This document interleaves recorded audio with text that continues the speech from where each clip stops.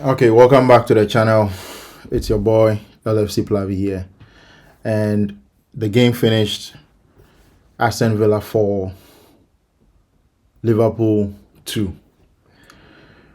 Liverpool conceded the first goal in the first half, so the first half ended by 1-0 in favor of Villa. And in the second half, Liverpool came in to get the equalizer from a set piece. It was a cross into the box by Szoboszlai, connected by Van Dijk, and so that was 1-1. Immediately, I think about 2 or 3 minutes later, there was a mistake at the back from Szoboszlai that led to another goal in favor of Aston Villa. And that was where everything began to go south. Absolutely everything began to go south. And even before that mistake that led to the 2-1 and then to a 3-1 goal, and then later on a 4-1, Liverpool came back in the last minute to pull one back to make it 4-2. Again by Van Dijk.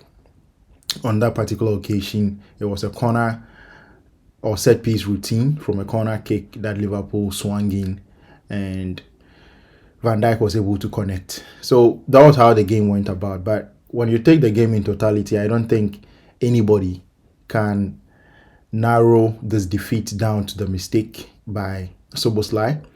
You can say that goals can determine the direction in which a particular game goes, and that particular mistake from Szoboszlai that led to the goal was able to determine what went on. But I think overall, even before that goal, after that goal, it is fair to say that Aston Villa were the better side. They were the absolute better side. Today, anything apart from a win for Aston Villa would have been an absolute injustice, because they absolutely dominated the game. Every phase of the game: defense, transitions, attacks. They were better all over the pitch. And it is not because they had better players. I don't think so. Because player for player, Aston Villa are not better than Liverpool. It is not because they had their home fans, they had the home advantage. That is not the reason. They absolutely bossed the game. They did what they needed to do on the pitch. That is why they won the game. Today, one thing that I really noticed that was very telling as the main difference between the two teams was the fact that Aston Villa, whenever they decided to move the ball and pass from the back and progress the ball, it was absolutely a joy to watch. The way they progressed the ball, the way they beat the press constantly. It was constant. It was happening every 3 or 4 minutes in the game. They were beating the press constantly. They were doing it effortlessly. They knew exactly what to do. They knew the patterns. They didn't have to struggle with it. But Liverpool, on the other hand, aside not being able to press very well, aside not having the best pressing shape, aside not having the intensity of pressing Aston Villa and winning the ball back, we ourselves, whenever we decided to play the ball from the back, it was a sad sight to watch. It was absolutely sorrowful. I think there is no other way of describing it. It was very sad to watch Liverpool. It was pathetic. And I think it is all because the players don't know exactly how to do it. They are always sent out there right from the beginning of the season to figure it out themselves. There has been no coaching. I don't see it. For me, the evidence of coaching is what I see on a weekly basis from the team when they come onto the pitch to play games. I'm not in the training ground to see what is going on. But when I see games, I can tell what is going on in the training ground. And here, it is a clear case of players not knowing what to do. They are thrown out there to suffer on their own, figure it out themselves. And if they figure it out and Liverpool get a draw, then we move with it. If we get a win, then it is praises that we sing to the Lord. Liverpool losing games has now become the norm.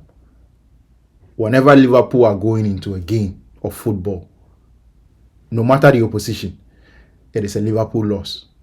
So anything that happens, whether a draw or a win, becomes a bonus.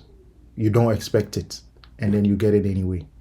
From the way we've played the season, winning can never be something that you can expect from this Liverpool team.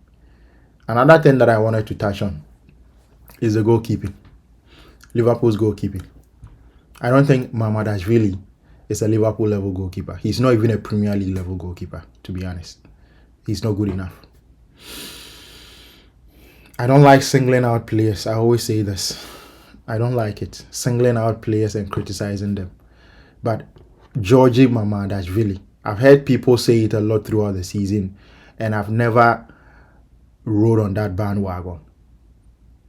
And it's not because of today. I've seen several instances. And today's performance, I'm not blaming him for any of the goals, even though I think the third goal, he could have done something about it. He could have parried the ball a bit far away than where he parried the ball to. But at the same time, you also need to blame the defense for not pushing up quickly after the corner kick. I think after the ball was headed away, we should have pushed out coherently as a team. Some players pushed up, others remained in their position very deep, and that was what played Watkins and his teammate on for them to be able to put that ball at the back of the net. But Georgie Mamardashvili, I think the main reason why I'm saying he's not a Liverpool level goalkeeper is when the ball goes in behind the last man, you expect a Liverpool level goalkeeper to position himself in such a way that he can come out and claim the ball when the ball is behind the last man. The guy is always so deep in his post. So it allows the opponent to be able to run in behind, take the ball and try to create something. Because the guy is always way back in his post. Even when he's starting at a good position, once the ball goes past his last defender, he begins to track back. He tracks back. He doesn't want to come and deal with the situation before it even develops. And I don't think a Liverpool level goalkeeper plays like that. You should always be on the front foot. You should always be anticipating where the ball is going to land when it goes behind your last man. And you should be there to handle the situation. But I haven't seen him do that very well this season. I'm not even going to talk about his passing, his distribution, his ability to play the ball with his feet, his 1v1 saves. I'm not even going to talk about those things, but I don't think he is a Liverpool level goalkeeper. And that is one of the reasons why I think next season it's not going to be any different, because he is going to be the one in the post. Given the rumors that we are hearing about Alisson going to Juve. Now, when we look at Liverpool's midfield today, both in the first half and in the second half, even after the change was made, he took Gravenberch out, brought in Vets, and I really don't understand why he did that, to be honest. There was a time in that second half when Emiliano Buendia got the ball on the left-hand side of Liverpool's penalty area. He curled the ball and it almost scored. It hit the far post. And at that particular moment, when you look at where the Liverpool midfield was, even though the game was developing on the left-hand side of Liverpool's defense, the entire midfield, about 4 or 5 players, were still in the middle of the pack. And they weren't sprinting, they weren't running, they were jogging. They were jogging back into the penalty area. They weren't even trying to run to the left-hand side of the defense to try and deal with the situation. Emiliano Buendia had the freedom of Villa Park, and he decided to curl the ball. And it so happened that the ball ended up on the far post. It is the same way in which John McGinn scored that last goal, that fourth goal.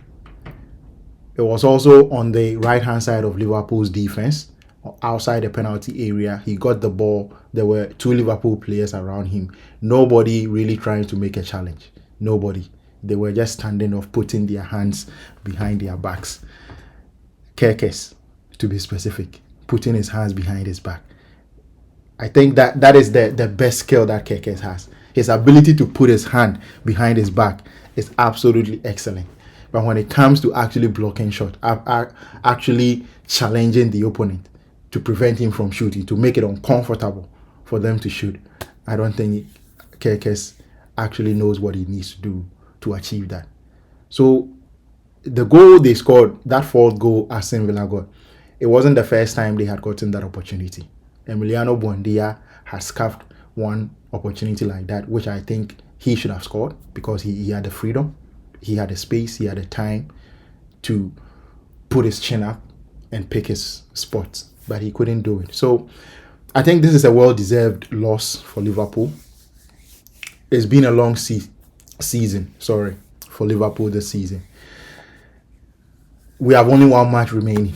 Nobody is looking forward to this match. Not Liverpool fans, no opponents, no neutral fans are looking forward to this game.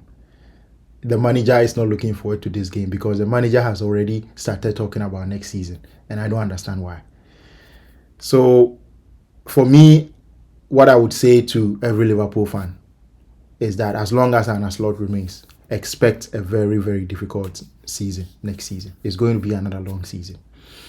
That is the only thing I can say. And it is better to lower your expectations right now, even before we go into the season. Don't also be fooled by signings. Signings are not going to get us anywhere in the summer, no matter who comes in. I don't care if it is Kvaratskhelia who comes in, Bradley Barcola, Desiree Doué, Dembele. I don't care. As long as Arne Slot is the manager, it is going to be a very, very long season. I guarantee you that next season. So thank you very much for watching the match reaction. Don't forget to click the subscribe. Also like the video. Comment down below. Let me know your thoughts. Take care.